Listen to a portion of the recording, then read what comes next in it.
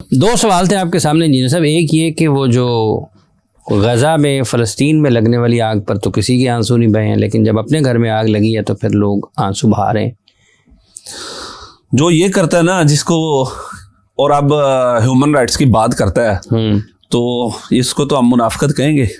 ٹھیک ہے، منافقت کہیں گے کہ جہاں 24 بندے جلے ہیں اور جہاں 50,000 بندہ جل گیا ہے، 50,000 بندوں پہ اس نے کچھ نہیں کہا اور 24 بندوں پہ جو آنسو بہا رہے ہیں، اس کو تو منافقت کہیں گے ہم، اگر کوئی صرف یہ کام کر رہا ہے.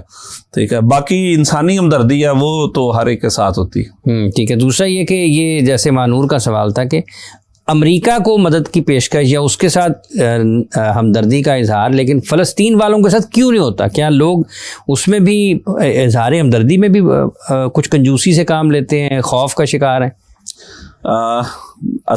میں تو یہ کہوں گا کہ لوگ امریکہ کے کہ جی فلسطینیوں کے مقابلے میں اسرائیل نہیں بلکہ امریکہ اور امریکہ کے ساتھ باقی سارے ملک تھے، کچھ ملک تھے، تو لوگوں کو تو اظہار ہمدردی سب کو کرنا چاہیے تھا. غزہ کے ساتھ سب کو کرنا چاہیے تھا، صرف مظاہرے کافی نہیں تھے، حکمرانوں کو کرنا چاہیے تھا اور اس جنگ بندی زبردستی کروانی چاہیے تھی اور اس قتل عام کو جو جینوسائیڈ ہوا اس کو روکنا چاہیے تھا. لیکن یہ کام نہیں کیا گیا، تو اب تو پھر اس کو مکافات عمل ہی ہے جو ہم دیکھ رہے ہیں. مطلب جو آپ اس پہ قائل ہیں کہ یہ پھر مکافات عمل اس کو کہا جائے گا جو امریکہ میں ہوا ہے؟ ہم تو یہی مظلوم کی بد دعا سے بچو، اس کی دعا عرش کو ہلا دیتی ہے. جہاں پہ جو مظلومین نے بد دعائیں کی ہیں تو اصل ظالم ملک کو ہی جل رہا ہے نا. بات تو یہی ہے، جس نے ان کو جہنم بنانے کا کہا تھا وہیں پہ آگ لگی ہوئی ہے. 150 لگ بھگ 150 ارب ڈالر کا کہا جاتا ہے کہ اتنا وہاں پر نقصان ہوا ہے. 40,000 ایکڑ سے زائد کی جو رقبہ ہے وہ اس کے اثر سے آگ سے متاثر ہوا، اور ابھی کل کا جیسے آپ نے بتایا کہ اور بھی زیادہ اس میں شدت آ سکتی ہے. تو اس تمام صورتحال میں اگر ہم امریکہ کے موجودہ جو صدر جنہوں نے جو بائیڈن کے بعد ٹرمپ صاحب آ رہے ہیں، تو آپ کو لگتا ہے کہ یہ فلسطین کے لیے یا گلف کے لیے، مڈل ایسٹ کے لیے اور زیادہ مشکل صورتحال ہوگی اس کے بعد؟ ٹرمپ نے جو الیکشن کمپین لڑی تھی نا اور جو وکٹری سپیچ کی تھی، اس میں تو اس نے کہا تھا کہ اب کوئی مزید جنگ نہیں ہوگی اور ہم اپنے گھر پہ توجہ دیں گے اور جہاں جہاں جنگ ہے ہم واپس کریں گے. یہ اس نے وکٹری سپیچ بھی کی تھی اور الیکشن کمپین بھی ٹرمپ نے یہ بات کی. لیکن ٹرمپ نے گزشتہ 2 ہفتے کے اندر 2 دفعہ اس نے یہ بیان دیا کہ اگر یہ حماس والے یرغمالیوں کو رہا نہیں کرتے تو ہم مشرق وسطی پورے مڈل ایسٹ کو جہنم بنا دیں گے. تو اس کی یہ ایک جذباتی سا بندہ ہے ٹرمپ جو ہے، اور اسی قسم کے بیانات یہ پہلے بھی دیتا ہے. تو اس سے اب جو بیانات یہ دے رہا ہے نا، کوئی اب خیر کی امید باقی نہیں رہے گی کہ یہ آئے گا اور چونکہ بڑا ملک ہے امریکہ اور دنیا میں مفاہمت میں کردار ادا کرے گا اور جو دنیا میں آگ لگی ہے اس آگ کو بجھائے گا، چونکہ یہ خود ہی اس آگ کو لگانے والوں میں خود ہی پیچھے شامل ہے جو دنیا میں آگ لگی ہے. تو اس کے ان بیانات سے جو لوگ یہ سمجھتے تھے کہ اس کی وکٹری سپیچ یہ تھی کہ ہم جنگ روکیں گے، اس کے ان بیانات سے آج وہ لوگ لیکن اگر اسی ایک بات کو جو آپ نے کہا کہ یہ ان کی وکٹری سپیچ تھی، عمل اس کے بالکل متصادم ہے، اور فلسطین میں اگر وہ جاتے ہیں تو پھر اس میں براہ راست شامل ہو جائے گا ایران بھی. تو اگر اس قسم کی کوئی ایکٹیویٹی ہوتی ہے، کوئی بھی افسوسناک صورتحال، کوئی بھی صورتحال پیدا ہوتی ہے، افسوسناک ہی نہیں ہے، اس کا تو فیصلہ بعد میں ہوگا، اگر کوئی صورتحال اس طرح کی پیدا ہوتی ہے، اگر اس خطے میں اس قسم کی سرگرمیاں شروع ہوتی ہیں تو پھر تو پاکستان متاثر ہوگا اس سے. دیکھیں یہ نا دنیا 3rd ورلڈ وار کی طرف دانے پہ کھڑی ہے. اگر اس سے آگے کچھ ہوتا ہے، دنیا میں اکیلا امریکہ نہیں ہے، دنیا میں چائنا بھی موجود ہے، دنیا میں رشیا بھی موجود ہے، اور یہ جو سیریا یہ سارا علاقہ ہے یہ سارا اس وقت میدان جنگ عالمی طاقتوں کا بنا ہوا ہے. ٹھیک ہے، مطلب پلے گراؤنڈ بنا ہوا ہے. شکر ہے کہ ہم بھی ایٹمی طاقت ہیں، اللہ کا شکر ہے کہ ہم بھی ایٹمی طاقت ہیں اور ہم بھی ایک اسٹیک ہولڈر ہیں. گو کہ ہم فائنینشلی لحاظ سے اس طرح مضبوط نہیں، لیکن ہم بہرحال ایک ایٹمی طاقت ہے، دنیا میں عسکری قوت ہے ہم. تو یہ اگر کوئی بات آگے بڑھتی ہے تو یہ نہیں کہ یہ کوئی ایک خطہ ہوگا، یہ تو ساری دنیا ہی سے متاثر ہوگی، اور دنیا کے بڑوں کو، خاص طور پہ مسلم امہ کے بڑوں کو بیٹھ کے اس وقت اس آگ کو بجھانا چاہیے. اچھا، جو آپ نے کہا کہ فلسطین میں یہ سارے لوگ باہر سے آئے ہوئے ہیں، لیکن ان کے پاؤں پھیلتے جا رہے ہیں نا، ان کی بالکل پھیلتے جا رہے ہیں. اس کو روکنے کے لیے بھی پھر دنیا کو متحد ہونا پڑے گا. جیسے دنیا بھر میں مظاہرے ہوئے ہیں، امریکہ کے خلاف ہوئے ہیں، دنیا کے مختلف ممالک میں ہوئے ہیں، اس سے آگے لوگوں کو بڑھنا پڑے گا. دیکھیں اب اس کا دیکھتے ہیں کیا سولوشن کیا نکلتا ہے. پہلا سولوشن تو جنگ بندی ہوگا. پہلا سولوشن اس کے لیے بھی اب وہ کام کر رہے ہیں. ایک کالر لے لیتے ہیں. السلام علیکم جی. کون صاحب محترمہ کہاں سے ہیں؟ السلام علیکم جی. ذیشان بات کر رہا ہوں لاہور سے.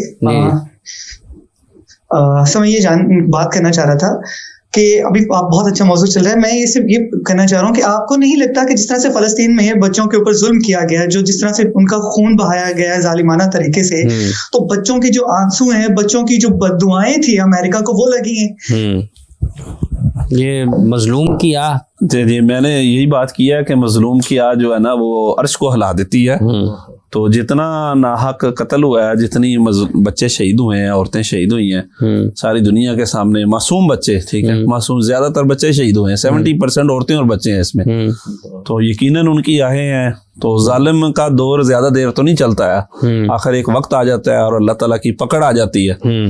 ٹھیک ہے. اور آج یہ بڑی ٹیکنالوجی ان کے پاس, ہمیں تو یہ تھرڈ ورلڈ کنٹری کہتے ہیں نا, خود کیا ہو رہا ہے کہ ابھی تک یہ اس پہ کنٹرول نہیں کر سکے کیونکہ اصل طاقت اللہ کے پاس ہے. اور دوسرا آپ اخبار پڑھیں کہ لوٹ مار ہو رہی ہے وہاں پہ, وہ ساری لوٹ مار ہو رہی ہے. لوگ یہ سمجھتے ہیں نا کہ شاید یہ لوگ, وہ پنجابی میں کہتے ہیں رجے, یہ نہیں ہے. وہاں تو کرائم ریشو امریکہ کی بہت زیادہ دنیا سے, ہمارے ملکوں میں تو بہت تھوڑی ہے, ان ملکوں میں بہت زیادہ کرائم ریشو ہے. آپ چیک کریں ان کے جو اسٹیٹ چیک کریں, ان کی کرائم ریشو بہت زیادہ ان ملکوں کے اندر. تو آج وہاں ساری لوٹ مار ہو رہی ہے, بندے گرفتار کر رہے ہیں جناب, یہ لوٹ مار ہو رہی ہے. ایک طرف آگ لگی ہوئی ہے, ایک طرف آگ لگی ہوئی ہے. اچھا ایک اور بھی ہے کہ قطر نے کوئی جنگ بندی کے حوالے سے جو مسودہ ہے وہ اسرائیل کو اور حماس کو بھجوایا. تو آپ کو لگتا ہے کہ اب یہ پریکٹیکلی عملی طور پر جسے کہا جاتا ہے اس کو آگے بڑھنا چاہیے, اور کیا ایک مرتبہ جنگ بندی کے بعد یہ سمجھا جائے گا کہ معاملہ اگر یہ ہو جاتی ہے تو حل ہو جائے گا, یا پھر دوبارہ اٹھ سکتے ہیں؟ اس میں قطر کا کردار اچھا ہے, ٹھیک ہے. اس کو پتا ہے حماس کی بھی قیادت قطر میں ہے, اور یہ بھی پتا نا غزہ میں حماس نے الیکشن جیتا ہوا ہے. یہ الیکٹڈ گورنمنٹ ہے ان کی گورنمنٹ الیکشن جیت کے آئے تھے اور ان کو پھر قبول نہیں کیا گیا. اور جناب ان کے خالد مشعل صاحب بھی ادھر موجود ہیں, اور باقی بھی اس طرح قیادت کو شہید کیا گیا. اسماعیل ہنیہ کا جنازہ بھی بہرحال قطر میں, جی قطر میں ان کا جنازہ. تو یہ ان کی یعنی قیادت کو شہید کیا گیا. یہ لوگ وہاں جیتے ہیں. آپ دیکھیں 15 ماہ ہو گئے ہیں نا, ساری عوام ان کے ساتھ کھڑی ہے.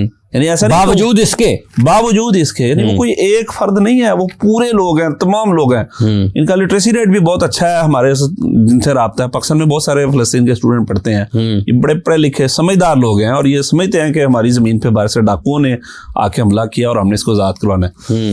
پھر یہ جو خاص طور پہ ہوا نا واقعہ 7 اکتوبر کا, لوگ سمجھتے ہیں شاید یہاں سے کام شروع ہوا.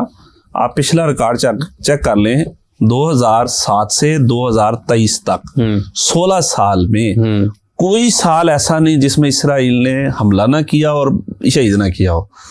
اور اسرائیل کو خود یہ زوم تھا کہ اسرائیل کی جو ہے نا Iron Dome year defence system ہے نا اسرائیل کا, دنیا کا سب سے مہنگا سسٹم ہے جی, کہ ہم جو مرضی جا کے ظلم کر رہے ہیں واپسی پہ کوئی ہمارے پہ حملہ نہیں کر سکتا. ان کو اصل یہ زوم تھا. تو اس دفعہ وہاں فلسطین کے لوگوں نے بڑی تیاری کی اور انہوں نے پھر بدلہ لیا.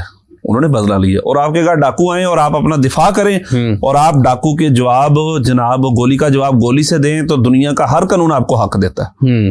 ٹھیک ہے, انہوں نے بالکل یہ کام کیا اس دفعہ, بہت بہت شکریہ آپ کا انجینئر صاحب. آپ تشریف لائے, قاری صاحب آپ بھی تشریف لائے, اور جتنے بھی لوگ ہمیں سن رہے تھے آپ سب لوگوں کا بہت بہت شکریہ. دیکھیے بات کیا جی کہ دنیا میں کہیں بھی اگر کوئی آفت ہے اور کہیں اس طریقے سے تباہی ہوئی ہے تو اسلام کبھی بھی, یا اسلامی تعلیمات یہ ہیں کہ کسی کو آپ دکھ میں دیکھیں تو آپ اس کی تکلیف میں دیکھیں تو اس کا مداوع کریں, ٹھیک ہے. لیکن جہاں تک تعلق اس چیز کا ہے کہ اگر فلسطین میں ہزاروں انسانوں کو شہید کیا جا چکا ہے, ان کے گھروں کو تباہ کیا جا چکا ہے, تو وہ بھی کسی کی ذمہ داری ہے کہ اس پر بھی کسی نے اپنی آواز بلند کرنی ہے. آپ نے اپنا کردار ادا کرنا ہے کہ وہاں کے جو انسان ہیں, جو لوگ ہیں, مسلمان ہیں, ان کو بھی آزادی کے ساتھ, امن اور سکون کے ساتھ ویسے ہی زندہ رہنے کا حق حاصل ہے جیسے دنیا کے تمام اور ممالک میں انسانوں کو آزادی کے ساتھ, امن کے ساتھ, سکون کے ساتھ, خود مختاری کے ساتھ بہتر مستقبل کے لیے جد و جہد کرنے کا حق حاصل ہے. پروگرام کا وقت ختم ہوا چاہتا ہے اسی دعا کے ساتھ کہ آنے والے دنوں میں جو فلسطین کے مسلمان ہیں ان کے لیے کچھ سہولت پیدا ہو اور وہ اپنی معمول کی زندگی کی طرف واپس آئیں. اسلام آن لائن کی پوری پروڈکشن ٹیم کے ساتھ حافظ محمد عمران آپ سے اجازت چاہتا ہے. انجینئر صاحب سے دعا ہے کہ آپ, گزارش ہے کہ آپ دعا فرما دیں پروگرام کے آخر میں, اور یہی ہم آپ سے اجازت چاہتے ہیں. اپنا خیال رکھیں, دوبارہ ملاقات ہوگی. اللہ حافظ. یا رب الحمد کما ینبغی لجلال وجهک وعظیم سلطانک اللهم صل وسلم علی نبینا محمد ربنا ظلمنا انفسنا وان لم تغفر لنا وترحمنا لنكونن من الخاسرین اللهم لا تقتلنا بغضبک ولا تهلكنا بعذابک وعافنا قبل ذلك اللهم انصر اخواننا المظلومین فی غزہ وفی کل مقام ربنا تقبل منا انک انت السمیع العلیم وتب علینا انک انت التواب الرحیم وصلی اللہ تعالی علی خیر خلق محمد وعلی آلہ واصحابہ اجمعین برحمتک یا ارحم الراحمین.